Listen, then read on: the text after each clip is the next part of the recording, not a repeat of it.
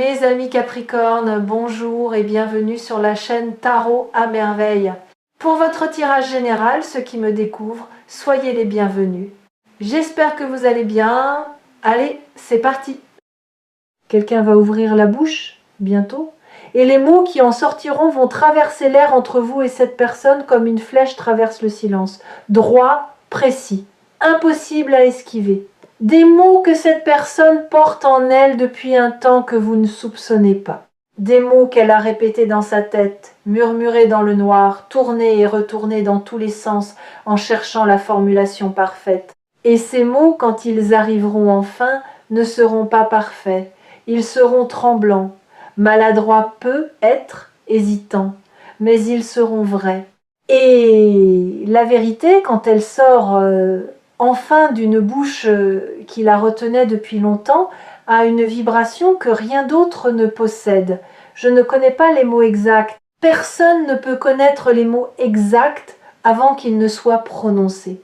Mais je connais leur empreinte énergétique, leur forme, leur poids, leur couleur, si les mots avaient des couleurs. Et aujourd'hui, je vais faire quelque chose que je n'ai jamais fait. Je vais déchiffrer ce message avant qu'il n'existe. Comme un traducteur face à un texte ancien dont l'encre apparaît lentement sous la lumière, lettre par lettre, mot par mot, jusqu'à ce que la phrase entière se révèle. Écoutez attentivement. Ce qui suit est pour vous. Le premier mot du message est un mot que vous n'entendez pas assez, un mot simple, court, presque banal dans la bouche de la plupart des gens. Mais dans la bouche de cette personne, adressée à vous, dans le contexte qui sera le sien, ce mot aura la puissance d'un séisme silencieux. Ce mot, c'est toi, toi. Pas les gens, pas on. Pas une généralité vague qui pourrait s'adresser à n'importe qui. Toi. Spécifiquement, personnellement, irréductiblement toi. Ce mot sera le premier parce que cette personne a besoin que vous compreniez dès la première syllabe que ce qu'elle s'apprête à dire ne concerne personne d'autre. C'est dirigé vers vous avec une précision qui exclut tout le reste du monde. Et cette précision, pour quelqu'un qui a passé une grande partie de sa vie à se sentir interchangeable, remplaçable, fondu dans la masse, cette précision sera un choc, un beau choc, le genre de choc qui remet le cœur en place. Vous avez vécu trop longtemps en vous sentant générique, en vous considérant comme un parmi d'autres, quelqu'un de fonctionnel, d'utile, de présent, mais rarement quelqu'un d'irremplaçable, rarement quelqu'un vers qui on se tourne, non pas parce qu'on a besoin de quelque chose, mais simplement parce qu'on a besoin de lui, de sa présence, de son souffle dans la pièce. De cette chose indéfinissable qu'il apporte quand il est là et qui manque quand il n'y est pas. Le toi qui va être prononcé bientôt brisera cette illusion de généricité. Il vous extraira de la foule dans laquelle vous vous êtes caché. Il posera un projecteur doux, pas aveuglant, sur votre singularité. Et pour la première fois depuis longtemps, vous sentirez ce que ça fait d'être choisi. Pas par défaut, pas faute de mieux, choisi parce que c'est vous. Parce que personne d'autre n'aurait fait l'affaire. Parce que la place que vous occupez dans la vie de cette personne a exactement votre forme et aucune autre forme ne pourrait la remplir. Deuxième mot. Ou plutôt, deuxième fragment du message.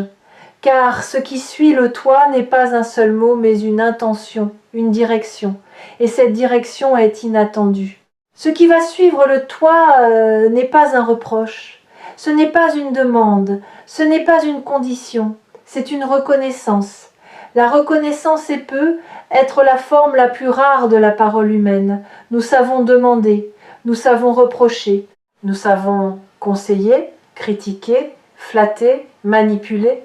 Mais reconnaître, vraiment reconnaître ce que quelqu'un est, ce qu'il a fait, ce qu'il a porté en silence, cette compétence-là est presque disparue du langage quotidien. Et c'est exactement cette compétence rare que cette personne va exercer en votre présence. Elle va reconnaître quelque chose que personne n'a reconnu avant elle, pas vos accomplissements visibles, pas vos succès mesurables, quelque chose de plus profond, de plus intime, quelque chose que vous faites sans y penser, sans le valoriser, sans même le considérer comme remarquable. Cette chose que vous êtes le seul à minimiser alors qu'elle illumine la vie de ceux qui vous entourent. Peut être que c'est votre manière d'écouter. Cette écoute pleine, entière, où la personne en face sent qu'elle a toute votre attention, tout votre respect, tout votre espace. Cette écoute qui ne prépare pas sa réponse pendant que l'autre parle, mais qui absorbe, qui accueille, qui fait de la place, peut être que c'est votre manière de rester calme quand tout s'agite autour de vous, cette ancre que vous êtes pour les autres sans même le réaliser, cette stabilité silencieuse qui permet à ceux qui vous entourent de ne pas sombrer parce qu'ils savent, consciemment ou non, que vous êtes là, que vous tiendrez, peut être que c'est votre manière de revenir, de toujours revenir, malgré les déceptions, malgré les blessures, malgré les portes claquées et les silences prolongés. Vous revenez, pas par faiblesse, par fidélité à quelque chose de plus grand que l'offense. Par cette capacité rare et presque héroïque de voir au-delà du geste blessant et de reconnaître l'être blessé qui l'a posé. Ou peut être que c'est quelque chose d'encore plus subtil, votre manière de poser une question, pas n'importe quelle question, la bonne question, celle qui va droit au cœur du sujet que l'autre évite. Celle qui ouvre une porte que la personne en face n'osait pas ouvrir seule. Vous ne faites pas cela par stratégie, vous le faites parce que vous sentez. Vous percevez le non-dit avec une acuité qui déstabilise ceux qui préfèrent rester en surface, et cette perception, cette capacité de nommer ce que les autres taisent, c'est un don. Un don que vous banalisez parce qu'il fait partie de vous depuis toujours, comme la couleur de vos yeux ou la forme de vos mains. Mais pour ceux qui en bénéficient, pour ceux qui ont été touchés par une de vos questions au moment exact où ils en avaient besoin, ce don est une lumière dans l'obscurité. Quelle que soit la chose précise que cette personne va reconnaître, l'effet sur vous sera le même. Un arrêt, un moment suspendu où le monde se tait, et où vous entendez peut être pour la première fois la confirmation extérieure de ce que vous faisiez en silence, dans l'ombre, et sans attente de récompense. Et cette confirmation va déclencher quelque chose en vous, pas de la fierté, pas de la vanité, quelque chose de plus fondamental, de la légitimité. Le sentiment, soudain et irrésistible, que vous avez le droit d'occuper votre propre vie, que votre existence n'est pas un accident ou un fardeau, mais une contribution, que vous ajoutez quelque chose au monde, par le simple fait d'être qui vous êtes. Si vous êtes arrivé jusqu'ici dans cette lecture sur Tarot à merveille, c'est que quelque chose en vous est déjà en train de s'ouvrir à cette idée, l'idée que la reconnaissance arrive, que le silence dans lequel vous avez accompli tant de choses est sur le point d'être rompu par une voix qui dira enfin ce que vous aviez besoin d'entendre. Troisième fragment du message. Celui-ci est le plus surprenant, parce qu'il contient un aveu, pas un aveu dramatique, pas une confession à genoux. Un aveu ordinaire, dit sur un ton presque désinvolte, comme si c'était une évidence, alors que pour vous ce sera une révélation. Cette personne va vous avouer qu'elle a eu peur de vous, pas peur au sens physique, peur de votre profondeur, peur de ce que votre regard voit quand il se pose sur quelqu'un, peur de ne pas être à la hauteur de l'attention que vous portez aux choses, peur de cette exigence silencieuse que vous incarnez, non pas envers les autres, mais envers la vie elle-même. Vous avez une manière d'être au monde qui, sans le vouloir, élève le niveau, qui rappelle aux gens qui pourraient être plus vrais, plus présents, plus courageux. Et cette élévation involontaire, elle intimide. Vous ne le saviez pas, ou plutôt vous ne le croyez pas. Parce que de l'intérieur, vous vous voyez comme quelqu'un de simple, quelqu'un qui essaie, qui doute, qui trébuche. Vous ne voyez pas l'impact que votre simplicité authentique a sur les autres. Vous ne mesurez pas la puissance de votre refus de jouer un rôle dans un monde où presque tout le monde joue. Il y a un mot pour désigner ce que vous êtes, un mot que vous n'utiliseriez jamais pour vous décrire. Ce mot, c'est référence. Vous êtes devenu, sans le chercher, une référence pour cette personne. Pas un modèle parfait sur un piédestal, une référence humaine, un étalon de mesure vivant pour ce qui compte vraiment. Quand elle doute de sa propre sincérité, elle pense à la vôtre. Quand elle hésite entre le confortable et le juste, elle se demande ce que vous feriez. Quand elle est tentée de mettre un masque, elle se souvient de votre visage nu, sans filtre, et elle retrouve le courage de rester vraie. Vous êtes sa boussole, et elle va vous le dire, peut être pas avec le mot boussole, peut être avec ses propres mots, plus simples, plus hésitants. Mais le sens sera le même. Tu m'orientes. Par ce que tu es, pas par ce que tu dis.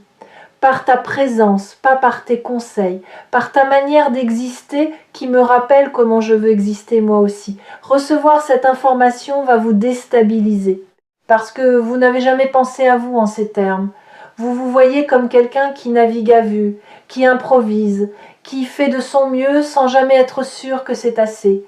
Et apprendre que se faire de son mieux bancal et tâtonnant est devenu la lumière de quelqu'un d'autre, cela va redistribuer les cartes de votre propre perception. Cela va vous obliger à reconsidérer la valeur de votre quotidien, de vos gestes ordinaires, de votre existence simple, non pas en les dramatisant, en les reconnaissant enfin pour ce qu'ils sont. Des actes d'une beauté tranquille et profonde que vous étiez le seul à ne pas voir. Cet aveu va être un miroir, le miroir le plus clair qu'on vous ait jamais tendu. Et dans ce miroir, vous ne verrez pas la personne que vous croyez être. Vous verrez la personne que les autres voient. Et l'écart entre ces deux visions vous coupera le souffle dans le bon sens. De la manière dont le souffle se coupe face à un paysage d'une beauté inattendue. Quand vous réaliserez l'ampleur du décalage entre votre perception de vous-même et la perception qu'ont de vous ceux qui vous côtoient, quelque chose va se fissurer. L'histoire que vous vous racontez depuis des années, cette histoire de l'être ordinaire, insuffisant, toujours en dette, va perdre sa crédibilité. Et une fois qu'une histoire perd sa crédibilité, elle ne peut plus vous gouverner. Quatrième fragment. Celui-ci est le noyau du message, le centre de gravité autour duquel tous les autres mots tournent. Et il est d'une simplicité qui va vous désarmer. Cette personne va vous dire ce que vous représentez pour elle, pas en termes grandioses, pas avec des superlatifs, avec des faits, des moments précis, des souvenirs concrets. Elle va vous dire « Tu te souviens de ce jour où tu as fait telle chose ? Eh bien ce jour-là tu m'as changé. Tu ne le sais pas, tu ne l'as jamais su. Mais ce jour-là, quelque chose s'est déplacé en moi. Quelque chose qui n'a plus jamais bougé depuis. Et vous, en entendant cela, vous allez chercher dans votre mémoire. Et vous trouverez le moment dont elle parle. Et vous serez stupéfait. Parce que pour vous, ce moment n'avait rien de spécial. C'était un mardi ordinaire, un geste machinal, une parole lancée sans y penser, un acte de gentillesse si naturel que vous ne l'avez même pas enregistré. Et pourtant, pour cette personne, ce mardi-là a été un tournant. Ce geste-là a été une encre. Cette parole-là a été un phare dans un brouillard que vous ne soupçonniez même pas. C'est ça le mystère de l'impact humain. Nous ne savons jamais quels moments de notre vie deviennent des moments pivots dans la vie des autres. Nous semons sans voir, nous éclairons sans savoir, et les graines que nous plantons dans le sol des autres germent dans un silence total, loin de nos yeux, hors de notre conscience. Jusqu'au jour où quelqu'un vient nous dire « Regarde !» Regarde ce qui a poussé, regarde ce que ton existence a rendu possible. Ce jour approche pour vous, et il ne sera pas seulement émouvant, il sera recalibrateur. Il va recalibrer l'image que vous avez de vous-même, pas en la gonflant, en la corrigeant, en remplaçant la sous-estimation chronique par une évaluation juste, pas flatteuse, juste. Et la justesse, en matière de perception de soi, est le terreau le plus fertile qui existe pour la transformation. Il y a un 5e fragment dans ce message, et celui-ci est tourné vers l'avenir, parce que cette personne ne va pas seulement parler du passé, elle va parler de ce qui vient. Elle va exprimer quelque chose qui ressemble à de la certitude, pas la certitude arrogante de celui qui prétend connaître l'avenir, la certitude tranquille de celui qui a assez observé pour savoir. Et ce qu'elle sait, ce dont elle est certaine, c'est que vous n'avez pas encore vécu vos meilleurs moments. Elle le sait parce qu'elle vous connaît. Pas la version de vous que vous montrez au monde, la version de vous qui existe dans les interstices, dans les moments non surveillés, dans les gestes que personne ne remarque.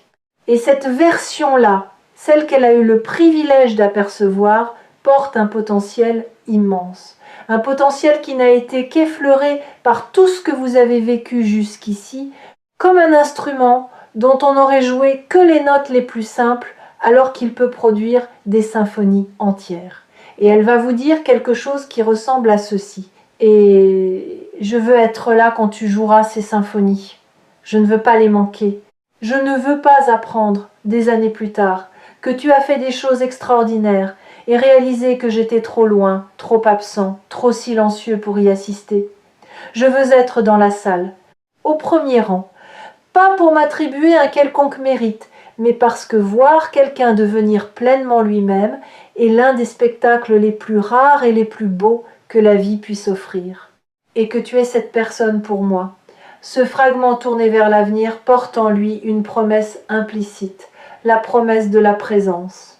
La promesse de quelqu'un qui ne vous suit pas par intérêt, mais par conviction. Par cette certitude intérieure que votre parcours mérite d'être accompagné, d'être soutenu, d'être célébré dans ses victoires et tenu dans ses chutes. Cette promesse, elle ne sera peu être pas formulée en ces termes, elle sera peu être contenue dans un simple « je serai là ». 3 mots. Mais 3 mots qui, prononcés par la bonne personne, avec la bonne intention, au bon moment, valent plus que 1000 déclarations. Le message qui se dessine maintenant, vous le voyez se former, mot après mot, fragment après fragment, comme un texte ancien dont l'encre devient visible sous la lumière. Et ce texte dit ceci: toi, oui toi, je te vois, je vois ce que tu fais en silence, je vois ce que tu portes sans te plaindre, je vois la peur que tu caches et le courage que tu montres. Et je veux que tu saches que tu as compté pour moi d'une manière que tu ne mesures pas, que tu comptes encore, que le meilleur de toi est devant toi, pas derrière, et que si quelqu'un devait te le dire, je veux que ce soit moi, maintenant, avant qu'il ne soit trop tard. Avant que la vie ne nous emporte chacun dans nos courants respectifs, sans que j'aie eu le courage de te dire ce que mon cœur sait depuis le début. Voilà le message, voilà ce que quelqu'un va vous dire. Peut être pas avec ces mots-là, peut être avec d'autres, peut être même sans mots du tout, par un geste, un regard, une présence qui en dira plus que n'importe quel discours. Mais l'essence sera la même, la vibration sera identique, et quand vous la recevrez, votre corps la reconnaîtra avant votre esprit. Vos yeux s'humidifieront avant que votre mental ne comprenne pourquoi. Votre gorge se serrera avant que les mots de réponse ne se forment.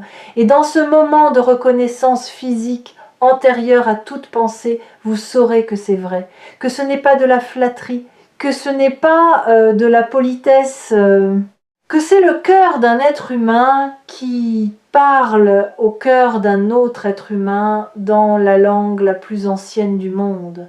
Les fidèles de tarot à merveille savent que certains messages ne font pas que passer, ils s'installent, ils prennent racine, ils deviennent une partie de votre paysage intérieur, aussi permanent qu'un arbre dans un jardin. Ce message-ci est de cela. Il va s'installer en vous et y rester longtemps après que cette vidéo sera terminée, mais il y a un dernier élément que je dois aborder et il vous concerne directement. Pas cette personne, vous. Quand ce message arrivera, votre premier réflexe sera de le minimiser, de le réduire, de trouver des raisons pour lesquelles il n'est pas aussi significatif qu'il en a l'air. C'est votre mécanisme de défense le plus ancien. celui que vous avez développé dans l'enfance pour ne pas être déçu. Si vous ne croyez pas aux belles choses qu'on vous dit, elles ne peuvent pas vous être reprises. Si vous n'acceptez pas pleinement un compliment, sa perte ne vous blessera pas. Ce mécanisme vous a protégé pendant des années. Mais aujourd'hui, il est devenu votre geôlier. Il vous emprisonne dans une version de vous-même qui est trop petite pour contenir tout ce que vous êtes réellement. Regardez comment ce mécanisme fonctionne au quotidien. Quelqu'un vous complimente et vous répondez immédiatement « Oh, c'est rien » ou « N'importe qui aurait fait pareil ». Quelqu'un reconnaît votre talent et vous trouvez instantanément une raison pour laquelle ce talent ne compte pas vraiment. Quelqu'un vous dit qu'il vous admire et vous cherchez frénétiquement ce qu'il peut bien vous vouloir. Parce que l'idée qu'on puisse vous admirer gratuitement, sans arrière-pensée, vous semble littéralement incroyable. Ce réflexe de diminution automatique est devenu si naturel que vous ne le voyez même plus. Il fait partie de votre façon de respirer, de votre façon d'exister dans le monde. Et il a construit autour de vous un plafond invisible, un plafond qui limite votre croissance, vos ambitions, votre joie même, à un niveau que votre mécanisme de défense considère comme sûr. Tout ce qui dépasse ce niveau déclenche l'alarme et l'alarme se manifeste par la minimisation. Le message qui va vous être adressé va cogner contre ce plafond, fort, assez fort pour y laisser des fissures. Et à travers ces fissures, vous allez entrevoir peut-être pour la première fois ce qui existe au-dessus. Un espace où vous avez le droit d'être reconnu, où vous avez le droit de dire merci au lieu de c'est rien, où vous avez le droit de croire quelqu'un quand il vous dit que vous comptez. Alors voici ce que je vous demande. Quand les mots arriveront, quand cette personne ouvrira enfin la bouche pour vous dire ce qu'elle porte depuis si longtemps, ne minimisez pas, ne dites pas « mais non », ne détournez pas le regard, ne changez pas de sujet avec une blague nerveuse, ne faites aucune de ces choses que vous faites habituellement pour esquiver la lumière que quelqu'un braque sur vous. Restez dans le faisceau. Dans l'inconfort de la reconnaissance, dans cette sensation étrange et bouleversante d'être vu par quelqu'un qui a pris le temps de regarder au-delà de vos défenses, restez et recevez. Pas parce que c'est facile, parce que c'est nécessaire, parce que ce moment sera un avant et un après dans votre vie. Un point de démarcation entre la version de vous qui ne croyait pas mériter les belles choses et la version de vous qui commence lentement, timidement, mais irréversiblement, à accepter qu'elle les mérite. Ce que cette personne va vous dire n'est pas une gentillesse, c'est une vérité. Et les vérités, quand on les laisse entrer, transforment les fondations sur lesquelles repose toute notre existence. Elles changent la manière dont on se lève le matin, la manière dont on se regarde dans le miroir, la manière dont on traverse les jours difficiles, parce qu'on ne traverse plus en se demandant si l'on mérite d'arriver de l'autre côté. On traverse avec la certitude qu'au moins une personne sur cette terre sait exactement qui l'on est et ne nous en aime que davantage. Préparez votre cœur, pas en le blindant, en le déverrouillant. Desserrez les chaînes, soulevez les barricades, ouvrez les volets que vous gardez fermés depuis si longtemps.